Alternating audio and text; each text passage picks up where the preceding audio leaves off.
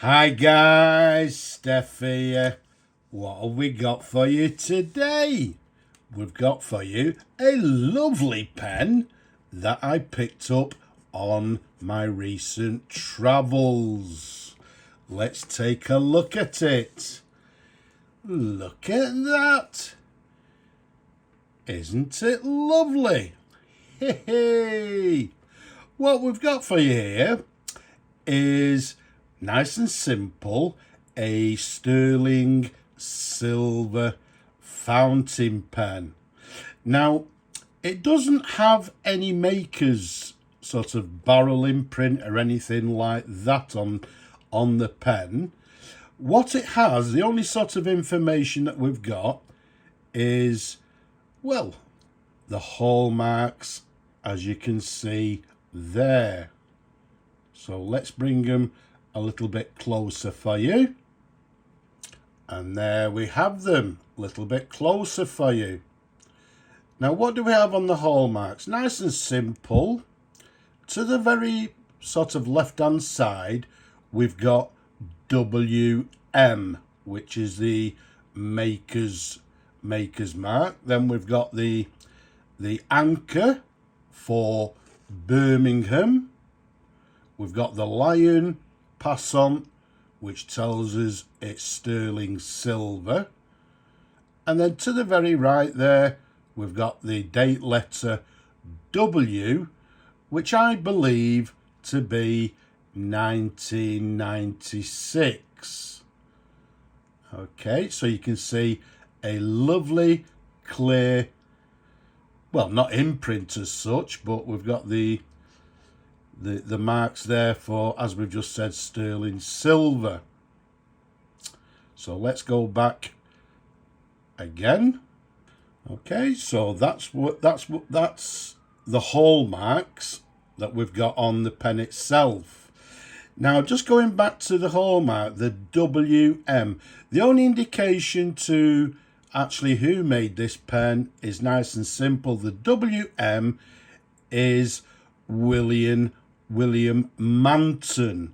Okay, now William Manton was or is a Birmingham gold silversmith. I believe now they may actually be known as the Birmingham Gold and Silversmith Limited.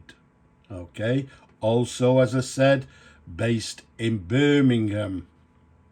So what we've got for you, nice and simple, is a William Manton fountain pen in sterling silver. Now, William Manton, I believe they made lots of things in silver, like sort of, is it, cigar cutters, candlesticks, fobs, etc., etc. So they made numerous silver items because, as we've said, they were silversmiths. So this pen here, the size of it from the top of the cap to the bottom of the barrel is 137 millimeters capped. It's quite a slim pen, so around the barrel it's approximately 10 millimeters in diameter. And as you can see, this particular model comes in this lovely engine turn pattern. It's like a barleycorn pattern. I believe he also made the same pen, just simply a plain, no patterns at all. But this one, I think, is a lot more attractive, as I said, in this engine turn pattern. To the very end of the barrel, you can see it's got this plain area here, slightly rounded end to the end of the barrel there. If we go up to the cap, to the bottom of the cap, you can see it's got this plain banded area. To the bottom of the cap, it's got this lovely clip, as you can see there. Okay, which for me personally, I've seen a lot of these clips on sort of pencils, which may also be William Manton pencils. To the very top again, we've got this sort of smooth area, and once again a lovely sort of domed top, as you can see there. You can also see we've got this lovely blank cartouche area where some people would have had sort of the names or whatever engraved on the cartouche. But all in all, a lovely pen. So although it's not sort of one of the major manufacturers, it's still a lovely sterling silver pen and made by, well, yeah, a pretty well renowned silversmith, i.e. William Manton. So all in all, a very attractive pen, in my opinion. Let's take the cap off, which is a friction fit cap. Let's show you the pen in numerous different angles, as you can see there. I've cleaned it up. All I've done is basically just given it a clean, if you like. It doesn't actually look to be have ever been used. You can see the section in black there, quite a long section.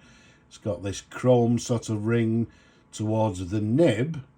And then as you can see there, we've got a, what we term as a Schmidt nib. I believe this one will be sort of gold plated. It's a shame really that he didn't actually put any sort of gold nib on it, but either way, in my opinion, it still looks very attractive. There's a sideways view. We've got a feed underneath there. As you can see, sort of on the sides, it's got these ribs. It's got this slight indent. But all in all, in my opinion, as I say, never been inked. And although it's a slim pen, with my large hands, it's still nice and comfortable to hold. Inside, there we go. If you look at the end there somewhere, it also says Schmidt. So we've got a Schmidt converter. There we go. In working order, as you can see, no sign of any ink remnants. Very nice indeed. It's a lovely weight as well. It's not heavy, it's not light. It's a very, very nice pen. But quite early, or sorry, should I say quite late, not so much vintage, as we've said with the W date letter. I think it's around about 1996. We're not going to fill the pen because what we're going to do is try and find a new home. I'm sure there's people out there that collect, you know, these sterling silver pens.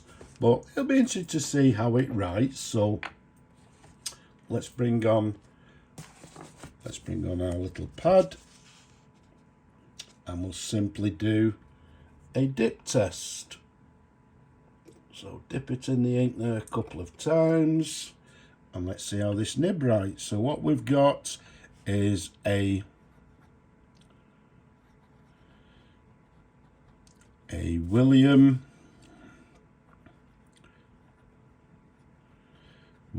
Manton fountain pen. Date letter W indicating it's from 1996. I don't expect it to have any flex, but writing very nicely indeed. These Schmidt nibs, not a problem. Very nice. Very nice indeed.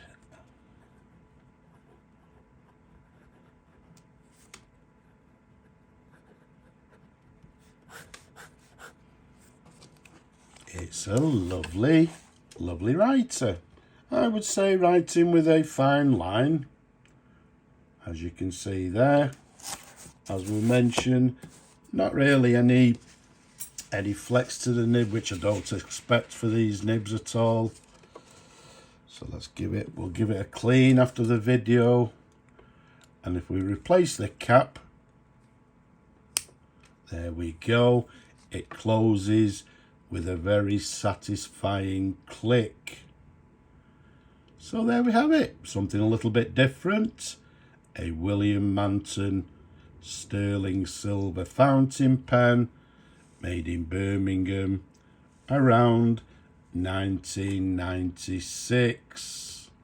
Hey, very nice indeed. So don't forget, leave a comment below, don't be shy, give the video a thumbs up if you will, and don't forget to subscribe. But for now, I'm just going to say Slava Ukraini from me and this lovely pen. Bye bye for now.